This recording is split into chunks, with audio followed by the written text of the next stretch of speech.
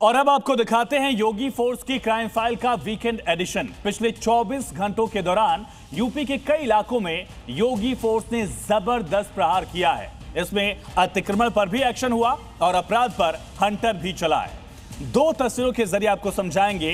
पहली तस्वीर है कुशीनगर की, जहां अवैध कब्जे पर, कब्जा माफिया पर बाबा का बुलडोजर चला। यहां सरकारी जमीन पर अवैध कब्जा कर बाउंड्री वॉल खड़ी कर दी गई थी। इसे पीले पंजे के प्रहार से समतल कर दिया गया। और दूसरी तरफ यूपी पुलिस ने लखनऊ से शाहजहांपुर और गोरखपुर तक अपराधियों का ताबड़तोड़ एनकाउंटर करते हुए गौ तस्करों और चैन स्नेचर्स पर शिकंजा कसा है। कुल 20 बदमाशों को सलाखों के पीछे पहुंचा दिया है योगी फोर्स ने। यूपी के अपराधियों पर शनि भारी पड़ गया। योगी फोर्स के आगे शातिर अपराधी गिड़गिड़ाया।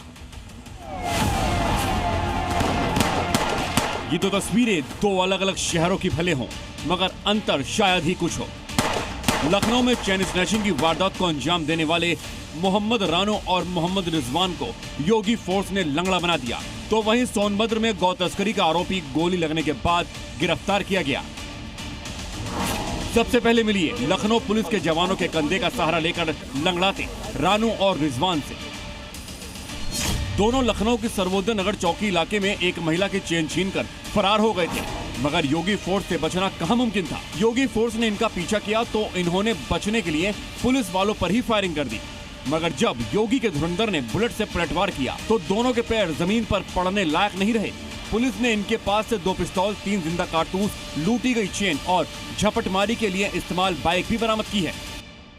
वाली रोड के पास चेकिंग करी जा रही थी तो संदिग्धों को जब पकड़ने का प्रयास किया तो उनके द्वारा पुलिस पर फायर कर दिया गया। बचाव कार्य में सिखलाए हुए तरीके से जब पुलिस ने जवाबी कार्रवाई की तो उसमें से एक व्यक्ति के पैर पे गोली लगी। उनके पास से 2 तमंचे, 3 जिंदा कारतूस, एक खाली खोखा तथा घटना में जो लूटी हुई चेन थी वह बरामद तथा स्कूटी बरामद करी गई है। कुछ ऐसी तस्वीर सोनभद्र से आई। अंतर बस इतना था कि लखनऊ में छपटमारों के पैर में पीतल ठोका गया तो सोनभद्र में शातिर गौ तस्कर योगी फोर्स का शिकार बना। गिरफ्तार किए गए गौ तस्कर पर गौवध और हत्या समेत कई गंभीर मामलों में मुकदमा दर्ज है। दरअसल 21 फरवरी को राजगढ़ थाना इलाके में पुलिस ने ऑपरेशन क्रैकडाउन चलाया था। इस दौरान पुलिस ने एक पिकअप ट्रक जब्त किया था। इस पिकअप ट्रक में 7 गौवंश लदे थे। इन्हें गौ तस्कर छोड़कर फरार हो गए थे, मगर सोनभद्र पुलिस ने इनका पीछा नहीं छोड़ा और आखिरकार शनिवार की रात इनमें से 2 गौ तस्कर पुलिस के हत्थे चढ़ गए। हालांकि एक आरोपी फरार होने में कामयाब रहा, मगर पकड़े गए गौ तस्कर के पास से एक अवैध तमंचा और जिंदा कारतूस भी जब्त किया गया है। पुलिस के द्वारा भी आत्मरक्षार्थ उनके ऊपर फायर किया गया, जिसमें उसको वह घायल हुआ है। उसके पास से एक 315 बोर का तमंचा, 2 खाली कारतूस से एक जिंदा कारतूस बरामद हुए हैं। अब देखिए योगी के शहर गोरखपुर में पुलिस ने कैसे चेन स्नैचर्स के बड़े गिरोह पर शिकंजा कसा। यहाँ धार्मिक आस्था के केंद्र तरकुल्ला देवी मंदिर में चेन स्नैचिंग की वारदात को अंजाम देने वाले हाई प्रोफाइल गैंग के 16 मेंबर्स को गिरफ्तार किया गया। ये वही लेडी गैंग है जो मंदिर में भीड़ का फायदा उठाकर बड़ी सफाई से श्रद्धालुओं के सोने चांदी की चेन और अंगूठी पर हाथ साफ कर देती थी और फिर मंदिर से बाहर आकर अपने गैंग के पुरुष साथियों को चोरी का सामान सौंप देती थी, जो लग्जरी गाड़ियों से फरार हो जाते थे। पुलिस ने इनके पास से सोने की 2 चेन, 1 अंगूठी, 5 लग्जरी कार, करीब 50,000 रुपए नगद और खुजली की दवा भी बरामद की है। इस कार्रवाई में कुल मिलाकर के 8 पुरुष और 8 महिलाएं गिरफ्तार हुए। उनसे उनके पास से 8 वाहन बरामद हुए और तरह तरह के हथकंडे अपनाने में प्रयुक्त होने वाली सामग्री मिली है। उनके विरुद्ध मुकदमा दर्ज करके और सभी कार्रवाई की जा रही है। पुलिस अब इस गिरोह से पूछताछ कर इनकी क्राइम कुंडली निकाल रही है ताकि इनके गुनाहों का हिसाब किया जा सके। रिपोर्ट जी मीडिया। तो एक तरफ योगी फोर्स यूपी की क्राइम फाइल डिलीट करने में लगी है, आने वाले समय में उसकी 7 पीढ़ियां याद करेंगी कि कानून के साथ खिलवाड़ करने और किसी गरीब को परेशान करने की कीमत क्या होती है। अपराध और अपराधियों के खिलाफ योगी सरकार की जीरो टॉलरेंस की ये नीति पूरे देश में नजीर मानी जाती है, लेकिन यूपी के कुछ दबंग ऐसे हैं जो योगी फोर्स के इकबाल को चुनौती देने की कोशिश करने से बाज नहीं आते। कानपुर की तस्वीरें देखिए। जलती हुई झोपड़ी, नीचे जमीन पर बेसुध पड़ा शख्स और चीख पुकार के बीच अफरा तफरी का माहौल। ये आग हादसे से नहीं लगी, बल्कि गांव के ही दबंगों ने लगा दी। पहले रास्ते से ट्रैक्टर निकालने को लेकर विवाद हुआ तो पुलिस ने समझौता कराया, लेकिन दबंग नहीं माने, बल्कि कुछ ही देर बाद गांव में दहशत फैलाने के मकसद से पहले दलित परिवार को ग्राम प्रधान के बेटे और उसके गुंडों ने मारा और फिर आग लगा दी। सरगांव से कुछ लड़के अभय सिंह यादव और उनके पक्ष के लोग यहाँ आए और मन्नू लाल के पक्ष के साथ मारपीट करी है और इसमें 4 लोगों को चोटें आई हैं, जिनका इलाज घाटमपुर CSC में हो रहा है। इसमें जो भी नामजद एवं दोषी लोग होंगे उनके विरुद्ध कठोर कार्रवाई की जाएगी। योगी फोर्स अब कानपुर के इन दबंगों के इलाज की तैयारी में है। मैनपुरी में भी त्योहारों के पहले माहौल खराब करने की कोशिश की गई। तस्वीरें देखिए, गली में एक तरफ ये भीड़ खड़ी है, कुछ लोग छत पर खड़े हैं और यहाँ सामने की तरफ पत्थर बरसाए जा रहे हैं। इधर से भी ईंट का जवाब पत्थर से दिया जा रहा है। विवाद फर्जी वोट कटवाने को लेकर था और उसके बाद दोनों पक्ष ऐसे भिड़े कि 11 लोग गंभीर रूप से घायल हो गए और फिर दोनों तरफ से लोग थाने पहुंचे। फिलहाल हालात कंट्रोल में हैं। अब अलीगढ़ की तस्वीरें भी देखिए, जहां शादी में ही संग्राम छिड़ गया। पुलिस के सायरन की आवाज गूंज रही है, लेकिन ये दबंग इतने बेखौफ हैं कि एक दूसरे पर बस टूट पड़े। योगी फोर्स ने यहां एक्शन में जरा भी देर नहीं की। वीडियो में भी सुन सकते हैं, कहा जा रहा है जितने भी थे सबका इलाज होगा। पुलिस ने भी बिल्कुल यही किया। 6 आरोपियों को तुरंत हिरासत में लेकर एक्शन शुरू कर दिया। और अब बात योगी के शहर यानी गोरखपुर की। देखिए कैसे दौड़ते हुए गुंडों का ग्रुप आता है, एक बड़ा सा पत्थर दुकान के अंदर मारता है। उसके साथ आए गुंडे भी इसी तरह से पत्थर चलाते हैं। सामने जो गाड़ियां हैं उनमें भी तोड़फोड़ करते हैं। हाथों में बेल्ट लहराते हुए बेखौफ पत्थरबाजी और फिर जमकर गाली गलौज। दिन दहाड़े बीच सड़क इस तरह का उपद्रव देख लोग भी हैरान परेशान हुए, लेकिन गोरखपुर की पुलिस ने इनका इलाज कर दिया है, क्योंकि योगी का विजन क्लियर है। यूपी में अपराधियों को माफ नहीं किया जाता, उनका हिसाब किया जाता है। ब्यूरो रिपोर्ट, जी मीडिया। और देश की सबसे पुरानी पार्टी है कांग्रेस, लेकिन सत्ता से दूर कांग्रेस के नेता विरोध के लिए किसी भी हद तक जाते नजर आने लगते हैं। पिछले दिन यूथ कांग्रेस के कार्यकर्ताओं ने AI समिट में विरोध के नाम पर देश को बदनाम किया। अब कांग्रेस के सीनियर लीडर यानी कि दिग्विजय सिंह ने एक ऐसा बयान दिया है जिसमें कांग्रेस की हिंदू विरोधी मानसिकता पर घमासान छेड़ दिया है। देखिए, दिग्विजय सिंह के लिए हिंदू कोई धर्म नहीं है। हिंदू जो है वो कोई धर्म नहीं है।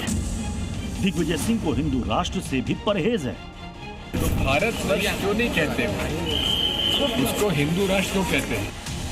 यानी कुल मिलाकर अपने राजनीतिक करियर में हाफ सेंचुरी लगाने जा रहे दिग्विजय सिंह आज भी उसी मानसिक ढर्रे से चल रहे हैं जिसके साथ उन्होंने शुरुआत की थी। अब इसे आदत कहें या फितरत, ऐसा लगता है हिंदुस्तान में रहकर भी हिंदू शब्द से दूरी को कांग्रेस और कांग्रेस के नेताओं ने अपना पैशन और प्रोफेशन बना लिया है। और इसकी झलक एक बार फिर पुणे में दिग्विजय सिंह के हिंदू विरोधी बयान से मिली, जहां भारतवर्ष और संविधान की परिभाषा समझाते समझाते दिग्विजय सिंह हिंदू धर्म और हिंदू राष्ट्र को टारगेट कर बैठे। मैंने कहा हिंदू जो है वो कोई धर्म नहीं है, भारत राष्ट्र है और ये हमारे भारतीय संविधान में है।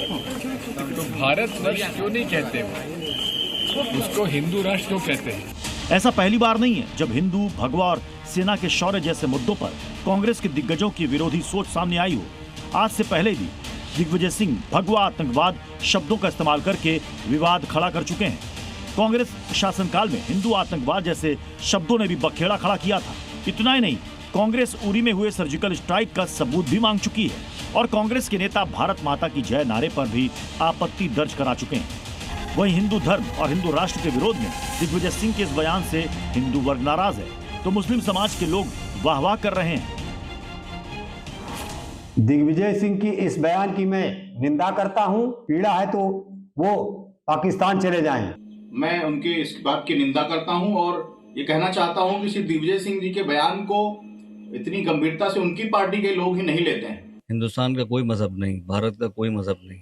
हाँ, ये बात का मैं उनकी समर्थन करता हूँ कि इसको भारतवर्ष ही कहना चाहिए। सही कहा, हिंदू कोई धर्म ही नहीं, धर्म ही सनातन है। हिंदू कुश और हिंदुस्तान जैसे शब्दों के साथ सदियों से भारतवर्ष की पहचान होती रही है, लेकिन सियासी रथ से पैदल आ चुकी कांग्रेस आज भी तुष्टीकरण के जरिए अपनी राजनीति को धार देने की कोशिश में है। ब्यूरो रिपोर्ट, जी मीडिया। यूपी बॉर्डर से सटे नेपाल के रौतहट जिले से भी ऐसी ही खबर आई।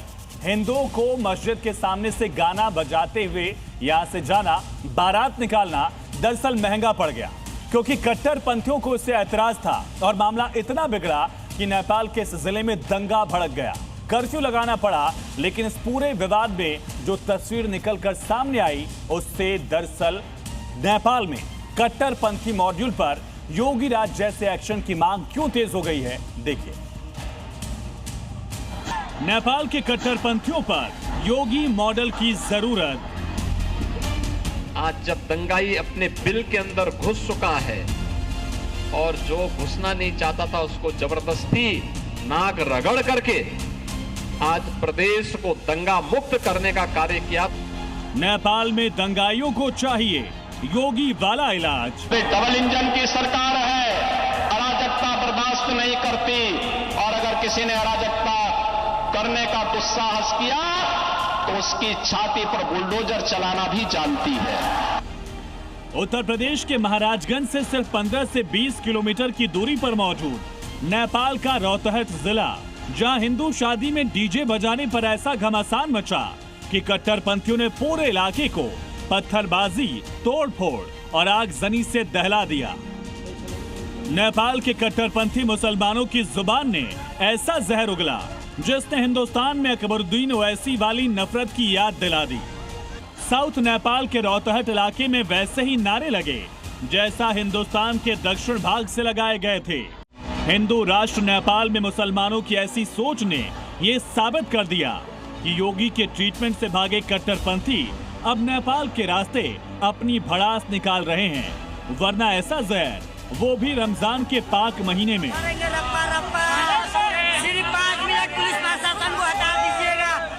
नेपाल में भी ठीक वैसा ही पैटर्न, वैसी टूलकिट देखने को मिली जिसका इस्तेमाल कट्टरपंथी यूपी को दहलाने के लिए करते हैं, यानी हिंदुओं का जश्न, मस्जिद और पत्थरबाजी।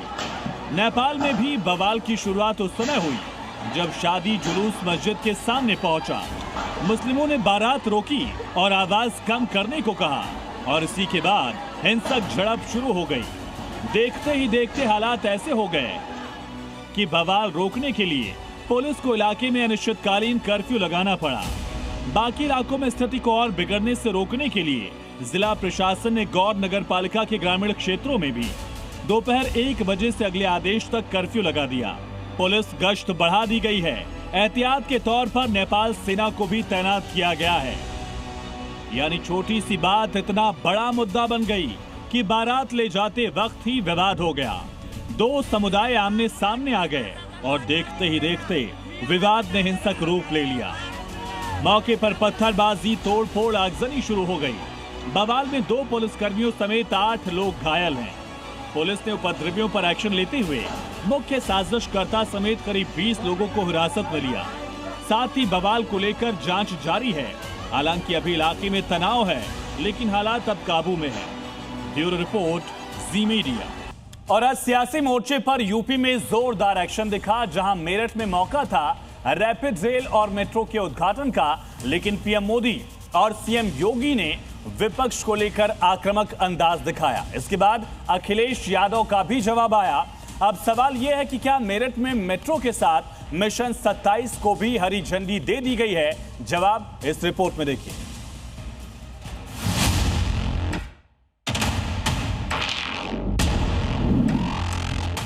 मेरठ को तोहफा, विपक्ष पर हमला। देश पहले कैसे चलता था? 2014 के पहले कांग्रेस पर बरसे मोदी, मिशन 27 को हरी झंडी। अपनी गंदी और नंगी राजनीति का अखाड़ा बना दिया। सियासी तकरार, अखिलेश का पलटवार। ये बीजेपी की स्ट्रेटेजी है आपको अपमानित करने की। बगावत और क्रांति की पहचान वाले यूपी के मेरठ के लिए आज का दिन ऐतिहासिक है। अब मेरठ दिल्ली के और करीब आ गया है। पूरा रैपिड रेल कॉरिडोर ऑपरेशनल होने से सिर्फ 55 मिनट में दिल्ली का सफर तय होगा। इसके अलावा मेरठ आज से मेट्रो वाला शहर भी बन गया है। कुल 12,930 करोड़ रुपए की सौगात मिली है। इन तस्वीरों में एक तरफ यूपी के विकास की कहानी है, तो दूसरी ओर मेरठ से आज मिशन 2027 को भी हरी झंडी दे दी गई है, क्योंकि इस कार्यक्रम से पीएम मोदी और सीएम योगी ने विपक्ष को एक साथ निशाने पर लिया। सबसे पहले आपको कांग्रेस के लिए पीएम मोदी का आक्रोश दिखाते हैं। पीएम मोदी ने एआई समिट में विदेशी मेहमानों के सामने शर्टलेस प्रदर्शन को लेकर कांग्रेस पर तीखा हमला बोला। जो कांग्रेस ने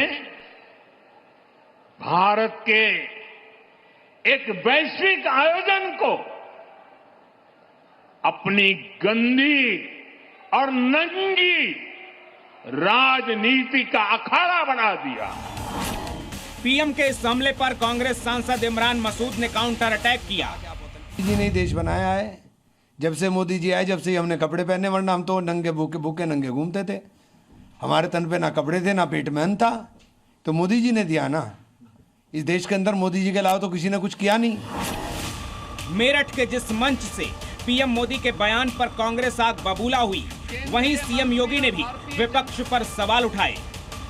देखते हैं कि देश पहले कैसे चलता था। 2014 के पहले कभी कोई प्रधानमंत्री क्या कोई मंत्री भी अपने विभाग के कार्यों की समीक्षा नहीं करता था। बड़े प्रोजेक्ट की मॉनिटरिंग नहीं होती थी। पीएम मोदी और सीएम योगी के डबल अटैक का जवाब अखिलेश यादव ने भी दिया। अखिलेश ने कहा, बीजेपी जानबूझकर विपक्षी नेताओं को अपमानित करती है। देखिए, बीजेपी की स्ट्रेटेजी है आपको अपमानित करने की, आपको डिमोरलाइज करने की। कांग्रेस पार्टी के नेता राहुल गांधी जी के साथ क्या किया? एसपीजी हटाई, उनका घर छीन लिया। ये पहले एक्सरसाइज हो चुकी थी यूपी में। नेताजी हमारा घर छीना उन्होंने, सिक्योरिटी ली। क्यों किया उन्होंने? आपको डिमोरलाइज करने की। कुल मिलाकर मेरठ की धरती से शुरू हुए इस सियासी संग्राम ने 2027 की लड़ाई का ट्रेलर दिखा दिया है। यूपी विधानसभा चुनाव में अब सिर्फ 12 महीने बचे हैं। ऐसे में संकेत साफ है कि सरकार हो या विपक्ष, तैयारी पूरी है, जंग शुरू हो गई है और तेवर दिखने लगे हैं। ब्यूरो रिपोर्ट, जी मीडिया। और अब बात करते हैं पाक अफगान बॉर्डर पर छिड़ी जंग की, जहां रमजान का महीना भाईचारे और अमन का पैगाम देता है। लेकिन इसी पाक महीने में मुल्ला मुनीर ने अफगानिस्तान को एक बड़ा धोखा दिया है। अपनी नाकामियों से बौखलाकर अफगान धरती पर मासूमों के ऊपर बम गिराए हैं पाक सेना ने। और अपनी इस हरकत से आखिर कैसे मुनीर ने अपनी मौत को दावत दी है, पूरी कहानी इस रिपोर्ट में समझिए। रमजान का महीना, कसाई मुनीर इस्लाम भूल गए, चारों तरफ से घिरा, मासूम अफगानों को मारा। रमजान में बर्बरता, मुनीर बेनकाब हुआ। शेरो शायरी और इस्लामिक तकरीरों से मुल्ला मुनीर पाकिस्तानियों के सामने खुद को मुसलमानों का सबसे बड़ा मसीहा बताने की कोशिश करता है। लेकिन भाईचारे और अमन का पैगाम देने वाले रमजान के पाक महीने में मुनीर की करतूत दिखा रही है कि ना तो वो सच्चा मुसलमान है और ना ही पाकिस्तानियों का सगा है। तानाशाही सत्ता के लिए उसने पूरे मुल्क को ठगा है और फिर एक बार अपनी नाकामी छिपाने के लिए, आवाम को गुमराह करने के लिए अफगानिस्तान में बेगुनाहों का कत्लेआम मचाने निकला है। आगे आपको बताएंगे आखिर कैसे मुनीर ने अफगान हुकूमत और पठानों को चैलेंज करके खुद अपना डेथ वारंट साइन कर लिया है। लेकिन पहले रमजान के पाक महीने में मुनीर के पाप की ये तस्वीरें देखिए। सबसे पहले ये तस्वीर देखिए। रमजान के पाक महीने में सुबह जब रोजेदारों के उठने खाने पीने का वक्त होता है, तभी सहरी के वक्त पाक फौज ने अफगानिस्तान में 7 ठिकानों पर हमले किए और उसके बाद पाकिस्तानी एयरफोर्स ने एयर स्ट्राइक का वीडियो भी जारी किया है। ये दूसरी तस्वीर देखिए, नंगरहार के बेहसुद इलाके की, जहां सुबह उजाला होने पर भारी संख्या में लोग जुटे हैं। कुछ लोग पत्थरों को हटाकर मलबे में अपनों के निशान ढूंढ रहे हैं। जूते चप्पल बिखरे पड़े हैं। हमले में कुछ गाड़ियां भी तबाह हो गई। मलबा हटाने के लिए जेसीबी की मदद ली जा रही है। किसी भी तरह से इलाका आतंकी ठिकाना नहीं लगता। लोगों के मन में पाकिस्तानी फौज और मुल्ला मुनीर के लिए भारी आक्रोश है। अफगान फोर्सेस के कुछ जवान भी लोगों की मदद के लिए मौके पर पहुंचे। चौथी तस्वीर बता रही है कि कैसे मुनीर के हमले से कुरान और दूसरी इस्लामिक किताबें जली। पाक फौज ने जिन ठिकानों पर बमबारी की उसमें एक मदरसा भी शामिल था। ये जली हुई किताबें मुनीर के पाप का एक और सबूत है। ये तस्वीर भी अफगानिस्तान के नंगरहार की है, जहां सुबह सुबह मासूम अफगानियों ने तबाही का मंजर देखा। कसाई मुनीर की फौज ने बेगुनाह महिलाओं और बच्चों को भी टारगेट किया। मुल्ला मुनीर जिस भी मंच पर होता है वहीं से किसी मौलाना की तरह इस्लामिक तकरीरें देता है, जिहाद और फतवा के पाठ पढ़ाता है। मुनीर अपने ही पाले आतंकी संगठनों को हिदायत दे रहा है कि बिना सरकारी आदेश जिहाद नहीं छेड़ा जा सकता। मुनीर के मुताबिक एक सच्चा मुसलमान कभी दूसरे मुसलमान का खून नहीं बहा सकता। ऐसे में सवाल ये है कि क्या बेगुनाह अफगानी मुनीर को मुसलमान नहीं लगते? बलूचिस्तान और खैबर पख्तूनख्वा के बड़े इलाके पर मुनीर की फौज का कंट्रोल नहीं है। टीटीपी और बीएलए के लड़ाके पाक फौजियों को दौड़ा दौड़ा कर मारते हैं। अपनी इसी बेबसी को कवर करने के लिए मुल्ला मुनीर ने मासूम अफगानियों का खून बहाने का रास्ता चुना है। लेकिन मुनीर को अंदाजा नहीं है कि वो आग से खेल रहा है और जिन आतंकियों को अफगानिस्तान में ढूंढने निकला है वो पाकिस्तान में रहकर बस एक मौका ढूंढ रहे हैं। इस तरह से सैकड़ों पाकिस्तानी, तालिबान और आईएसआईएस के आतंकी मुनीर के मुल्क में खुले घूम रहे हैं। हाफिज सईद और मसूद अजहर जैसे खूंखार आतंकी सरगनाओं को मुल्ला मुनीर खुद सेफ हाउस में रखता है। फौज इन आतंकियों की गुलामी करती है। घर में पल रहे इन सांपों के फन को चलने की बजाय फील्ड मार्शल आसिम मुनीर अफगानिस्तान तालिबान के साथ बारूदी खेल में उलझा है और इस खेल में मुनीर का अंत निश्चित है, क्योंकि बीएलए, टीटीपी, आईएसआईएस के बाद अब अफगान फोर्सेस के लिए भी मुनीर प्राइम टारगेट बन चुका है। अफगानिस्तान में हमला करवा कर मुनीर ने एक बार फिर से हदें पार कर दी हैं, लेकिन अब ये आखिरी गलती है। अब बहुत जल्द दूर होगी मुनीर की गलतफहमी।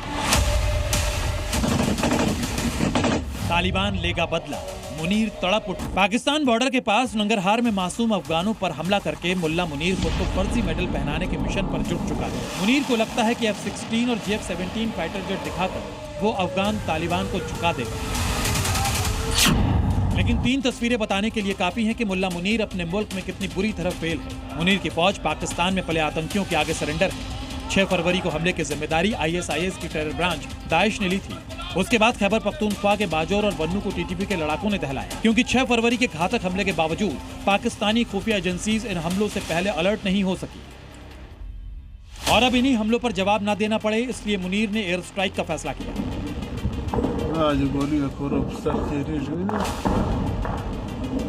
लेकिन मुनीर जिस अफगानिस्तान को आसान टारगेट समझ रहा है, वहीं से ऐसी आग उठने वाली है जिसे बुझाने का इंतजाम पाकिस्तान के पास नहीं। ताज़ा एयर स्ट्राइक के बाद अफगान तालिबान ने बड़ी वार्निंग दे दी है।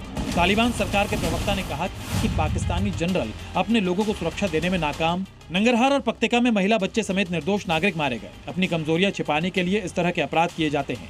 यह अफगानिस्तान की राष्ट्रीय संप्रभुता का घोर उल्लंघन है। पाकिस्तान ने पड़ोसी की मर्यादा और इस्लामिक मूल्यों को तोड़ा है। हमें देश की संप्रभुता और अपनी आवाम की रक्षा का पूरा अधिकार है। उचित समय पर पूरी प्लानिंग के साथ जवाबी एक्शन लिया जाएगा। एक तरफ मुनीर ने 20 साल तक संघर्ष करके अपनी धरती पर सुपर पावर अमेरिका को नाकाम करने वाले अफगान तालिबान में प्रतिशोध की आग जगा दी है, तो वहीं दूसरी तरफ इन हमलों के बाद पाकिस्तानी तालिबान और अटैकिंग हो गया है। 2025 पाकिस्तान के लिए सबसे खतरनाक रहा है। टीटीपी ने जहां चाहा पाकिस्तानी सैनिकों को वहीं ढेर किया।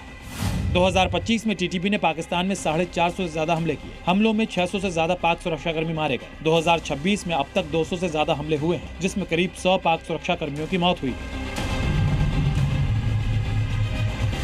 ये आंकड़े बताते हैं कि अफगान बॉर्डर पर जंग छेड़ने के बावजूद मुनीर राज में पाकिस्तान में अराजकता और बढ़ी है। और जिस तरह से मुनीर ने अफगान तालिबान को उकसाया है, उसके बाद ये तय हो गया कि मुनीर के मुल्क में तबाही का नया दौर शुरू होने वाला है। क्योंकि एक तरफ पाकिस्तानी तालिबान के विध्वंसक हमले और बढ़ेंगे, तो वहीं दूसरी ओर बॉर्डर पर पाकिस्तानी सैनिकों पर अफगान फोर्सेस की मार पड़ेगी। ब्यूरो रिपोर्ट, जी मीडिया।